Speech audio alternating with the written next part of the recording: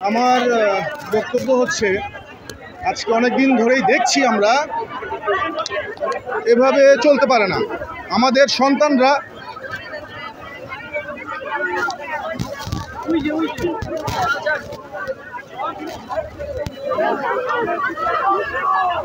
সন্তানরা রাস্তায় এভাবে মার খাচ্ছে, গুলি খাচ্ছে, এটা আমরা মেনে নিতে পারছি না।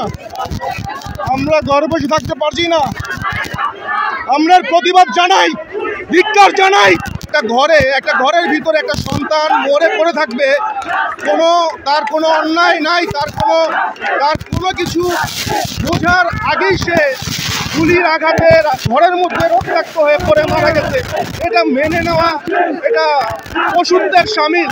আমরা পশু না, আমরা মানুষ। আমরা এই অন্যায় আর দেখতে চাই না।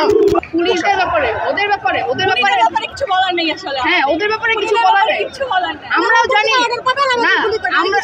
আমরাও জানি আমার দেশের পুলিশ কবে থেকে ছাত্রদের চোখে, ছাত্রদের মাথার খুলিতে গুলি করা শিখছে, এই প্রশ্ন আমাদের রয়ে গেল। কালকে একটা ভাইয়ের মাথার খুলিতে তারা গুলি করছে। আপনারা সবাই দেখছেন কিভাবে আমার দেশের পুলিশ কিভাবে ছাত্রদের চোখে আর মাথার খুলিতে গুলি করে। এটা আমাদের প্রশ্ন। কবে থেকে তারা এই প্রশিক্ষণ পেল, এটা আমাদের প্রশ্ন। এই সন্ত্রাসী প্রশিক্ষণ তাদেরকে কে দিছে, এটাও আমাদের প্রশ্ন রয়ে গেল। আর আপনারা দয়া করে সবসময় পাশে থাকবেন। আপনারা এই ভরসা প্লিজ দয়া করে সঠিক সংবাদটা প্রচার করবেন। পুলিশ গুলি করে কে করছে? সাইদ ভাইকে কে গুলি করছে? হ্যাঁ, নির্দেশ এখানে নির্দেশ দেওয়ার পর ইস্যু না। পুলিশের বিপক্ষে সাইদ ভাইকে আমাদের নিয়ে যাবে। আচ্ছা, মানুষ কি অন্ধ? এমন তো না যে এটা হচ্ছে কি কারোর বাসায় গুলি করছে। আচ্ছা, আমি বলি, একটা শিশু যে বাসার বারান্দায় তাকে গুলি করা হয়েছে, সেটা কি পুলিশ কিভাবে নির্মমভাবে গুলি করতে পারলে বাসার বারান্দায় গিয়ে সেই বাচ্চাটার মাথার মধ্যে গুলি লাগতে পারে? আপনি বলেন, সাইদ ভাইকে যে মারা হলো, সাইদ ভাইকে যে মারছে সবার সামনে পুলিশ তাকে গুলি করছে, ক্যামেরা ছিল সেখানে, সবাই দেখছে।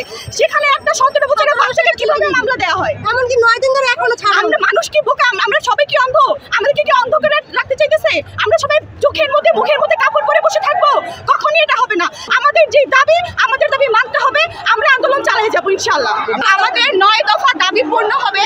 আমাদের হলগুলো খুলে দেওয়া হবে। আমাদের যে শিক্ষকরা পাশে ছিলেন, আমাদের শিক্ষকদেরকে ধরে নেওয়া হয়েছে, আসিফ মাহতাব স্যারকে ধরে নেওয়া হয়েছে, ফাহাদ স্যারকে ধরে নেওয়া হয়েছে, তাদেরকে ছাড়তে হবে।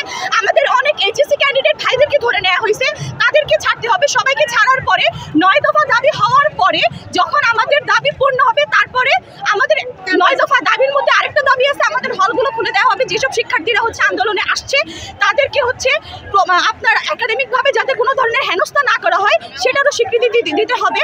আমাদের এই 9 দফা দাবি পূর্ণ হওয়া না পর্যন্ত আমরা রাজপথে আছি, থাকবো, আমাদের আন্দোলন চলবে।